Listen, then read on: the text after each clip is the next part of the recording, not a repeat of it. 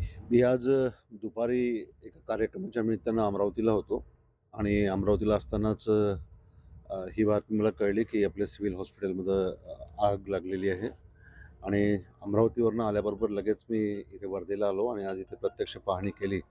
अ, अतिशय दुर्दैवी प्रकार आहे आणि भगवंताचे आभार मानावं लागेल की बाजूलाच लहान मुलांचा वॉर्ड आहे, परंतु सुदैवानं कुठली इंजुरी कोणाला झाली नाही.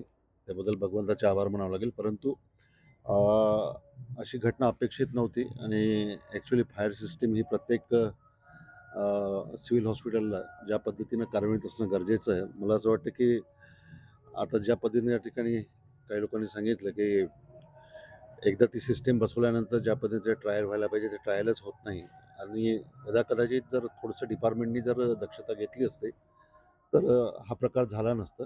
या संदर्भामध्ये मी स्वतः जातीने लक्ष घालेल आणि जे कोणी दोषी याच्यामध्ये असतील त्यांच्यावर नियमानुसार कार्यवाही करण्याची मागणी त्यानिमित्तानं माझी राहील, कारण की अतिशय सिरियस घटना आहे आणि भगवंताचे आभार आहे की कोणाची इंजुरी झाली नाही, परंतु काही झालं असतं एखाद वेळेला आणि त्यामुळं जे लोक जबाबदार आहेत, ज्यांची रिस्पॉन्सिबिलिटी आहे, ती रिस्पॉन्सिबिलिटी त्यांच्यावर फिक्स करून त्यांच्यावर कारवाई करण्याची मागणी जिल्ह्याचा खासदार म्हणून मी निश्चित करेन.